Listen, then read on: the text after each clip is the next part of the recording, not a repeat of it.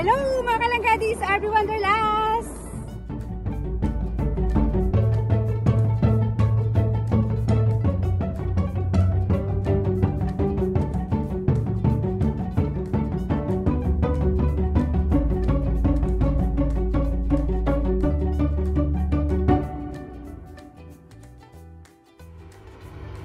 Hello everyone! Hello mga kalangga! And hello mga lovely people! Today I'm going to cook.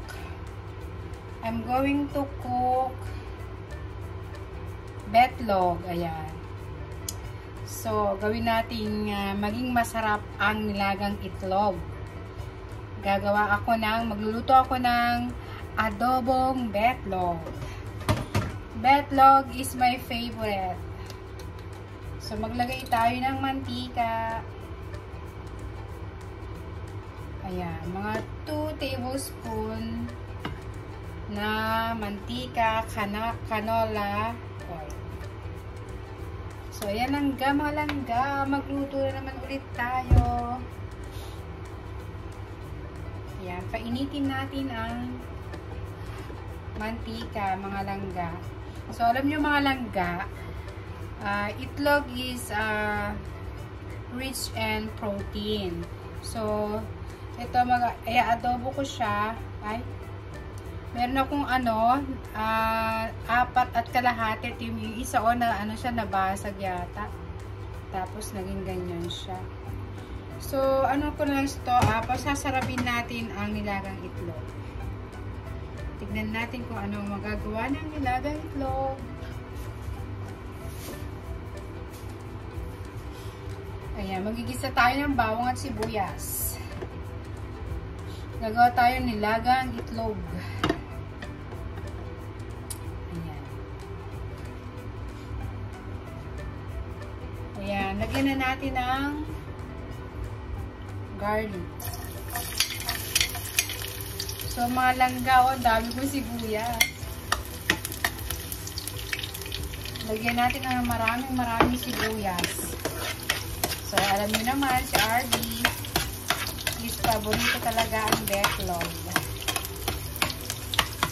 So, sa mga itlog lovers dyan, and also itlog lovers. So, ayan, mamula-mula na ang bawang. Ilagyan na natin ang maraming sibuyas. Diyos ko, 1.5 sibuyas sa mga langga. Ayan, o. Ay, sarap. Parang parang adobong sibuyas lang yan, no? Tapos lalagyan ko siya ng 4 na itlog na nilaga. O yung 5, so yung isa nasira, nabasag, oh. So, ayan mga langga. Kailangan natin lantahin muna ang sibuyas. Ang daming sibuyas, mga langga, oh. So, yung iba, nasisyahan na lang sa nilagang itlog. So, ibahin naman natin ang luto. Gawin natin adobong itlog. So, yung iba, di ba meron na may adobong baboy, may adobong manok, at may adobong beef din, ganyan. Pero usually, ang inaadobo chicken at saka pork, di ba? So, syempre, itong itlog, pwede rin naman pala natin i-adobo, di ba? So, para hindi naman boring kainin na puro nilaga lang, so, lalagyan natin ng konting sauce at luluto natin sa toyo. Ayan. Tapos, pwede rin pala siya magkaroon ng sauce, diba? O kaya konting sabaw ang nilagang betlog. O nilagang itlog. Ayun ang mga langga, ang dami sibuyas, oh. Kasi dito sa UAE, napakamura ng sibuyas. Imagine yung 2 dirham mo, almost, na yun, 1 kilo na. Yung 2 dirham. Lalagyan natin ng gato puti, suka. Teka, ano natin sa... Ayan. Imagine, ang itlog is pwede din palang i-adobo. Yan, shout out sa mga mahilig sa itlog. Ako mahilig ko sa itlog, promise. So, ganyan lang mga langga. Ayan o. Ano-ano natin. Tansayin natin. At tapos, lantahin natin ang sibuyas. Lulutuin muna natin yung sibuyas, mga langga. Para na sa ganon. Eh, hindi naman siya parang sariwang kainin, di ba? Lulutuin natin sa konti. Pero masarap din ito pag yung parang half cook lang. So, ayan. Lalagyan natin ng konting tubig. Since meron akong tubig dito sa kettle. So, lagyan natin ng konti lang. Tapos, yan. Ganun lang mga langga. Tapos, mamaya lalagyan natin ng suka. So, ayan. Lagyan natin ng konting sabaw. At nasa ganon, pag ikinain mo at inulam mo to sa kanin, so, meron kang maisasabaw sa, sa kanin mo, di ba? So, kailangan natin takpan muna mga langga. Takpan natin para malanta ng husto ang sibuyas. So, ayan talaga ang aking iluluto. Nilagang itlog, tapos lalagyan natin siya ng konting sauce. Nung pala is adobong itlog na, hindi ba? So, sa mga sa mga itlog lovers na katulad ko, ayan, sumabay na kayo sa akin. So, kasi nung araw, ang itlog is yung parang napaka-ordinaryong luto lang ba ilalaga, or scramble egg, or isa sunny side up, o kaya egg omelette, ganyan. Tapos, nung pala pwede rin pala natin gawing may sabaw at may konting sauce. So, ito na nga yung adobong itlog. So, hindi rin pala, pwede rin pala siyang adobo na katulad ng chicken adobo, or pork adobo, or beef adobo, diba? So, tingnan natin at, ayan na nga, at nalanta na ang sibuyas.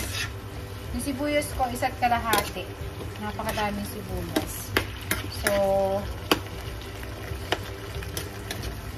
pero kailangan natin lantayin mga langgan para sa gamitin. So, yan.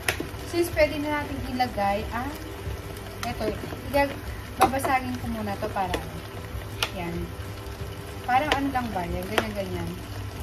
Kasi since basag na siya, kasi nung nilaga ko to, nabasag yung isa. Ewan ko ba kung bakit nabasag. So, ihalo-halo ko muna siyang ganyan.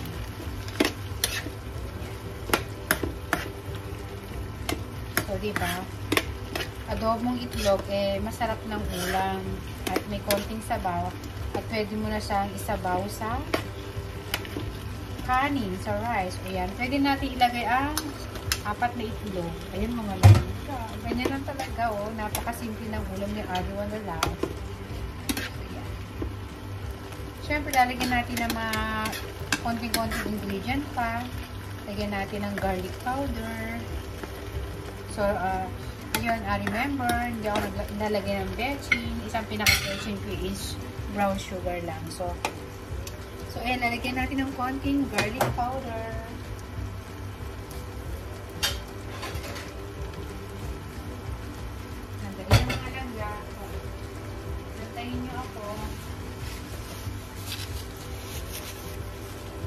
Lagyan natin ng konting garlic powder. Mga ganyan lang, garlic powder yan. So, optional din naman to. Kung gusto nyo hindi maglagay. So, tapos lalagyan ko siya ng paprika, another ingredient. So, ako kasi mahilig ako mag-experiment ng mga ingredient. Konting-konting paprika lang yan. Na natin baka masunog or matuyari. So, yan. Tapos, pepper, of course, ang ating pangpadagdag ng lasa. Powder pepper. So, yan. Halo-halo na natin na ganyan. Tapos, mamaya ilalagyan na natin ng suka. So, diba, may na ako. Meron na akong adobong itlog. Mga langga.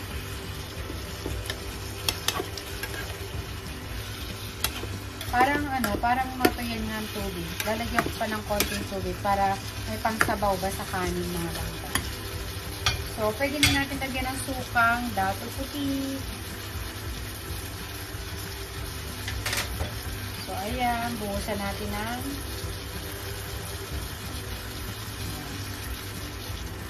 ganun lang mga langga. Parang kulang pa ng ng soy sauce. Lagyan natin ng konting soy sauce. Parang kulang pa siya.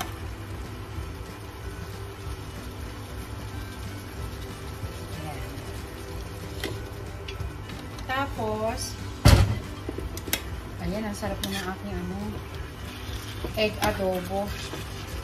Lagyan natin ng konting brown sugar. Yung brown sugar ko nandito. Konting-konting brown sugar lang. So, malinis naman yung kamay ko. Ayan, ang ganito lang. Ayan. Brown sugar. Ito kasi ang pinaka-betchin ko mga langga. Brown sugar. So, hindi ako naglalagay ng anything na nor cubes or magic syrup. I don't like that. So, kailangan mag-lesson tayo ng mga ganon, na mga pampalasa sabi nila. Pero, hindi nila alam. Napaka dami ng na mga maalat, super sauces na nakakasira sa ating, alam nyo na, nakakasira sa ating liver. Lalo sa mga, may mga kidney problem, plaque na gugulo na ako. So, ayun ang mga langga, So, since parang, parang kukunti rin sabaw, so lagyan natin ng konting sabaw. Konting-konti lang. Para meron tayong pangsabaw sa kanin. So, takpan muna natin, hayaan natin kumulo ng kumulo para masok ang mga nilagay ko mga ingredient, mga sangkap. Diba? So, itakpan muna natin siya ng pakuluin muna natin siya ng mga 5 minutes. Ayan. So, pwede natin lakasan. So, alam nyo mga langga, sa panahon ngayon, kailangan natin maging practical, diba?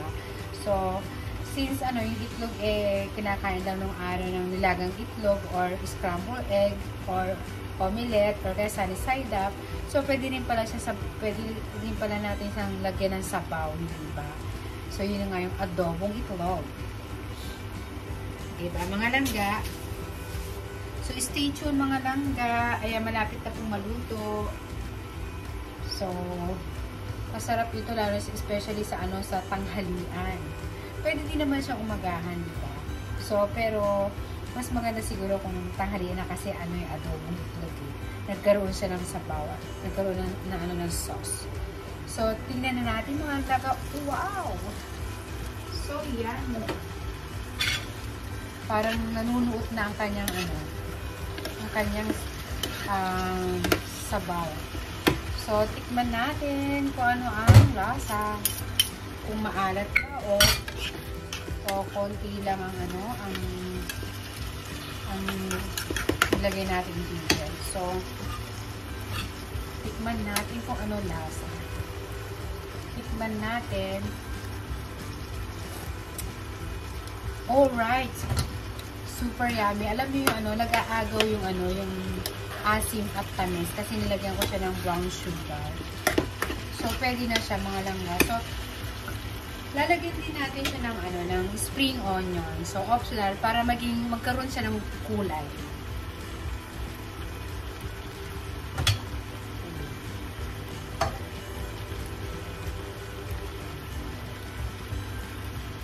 So, lagyan natin ng spring onion para hindi naman siya parang plain lang. Parang yung itlog lang at saka sibuyas. Pero lagyan natin ng spring onion para magkaroon ng konting green na kulay.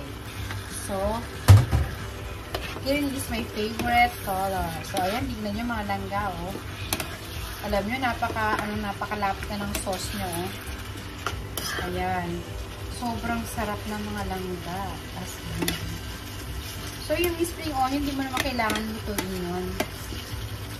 Okay na yan. Basta, hulog-hulog ko lang siya. So, pwede na siya as in.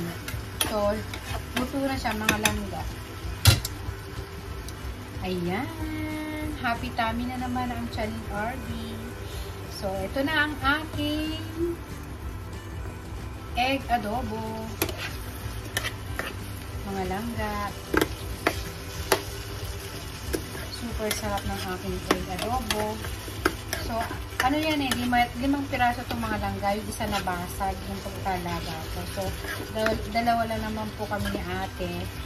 So, tigalawang itlog lang kami dito mga langga. O, diba? Tigalawang itlog kami. So, diba, tama naman. Yung itlog is dalawa lang talaga. Alam niyo yun? Yung itlog is talagang dalawa lang ang kakainin mo. Hindi nagigit pa. So, ayan. Ito na mga langga. Super yummy na po. Yan. Patay na natin. At ang saksa. So, mga langga, ayan na po. Oh. Thank you for watching. Bye-bye.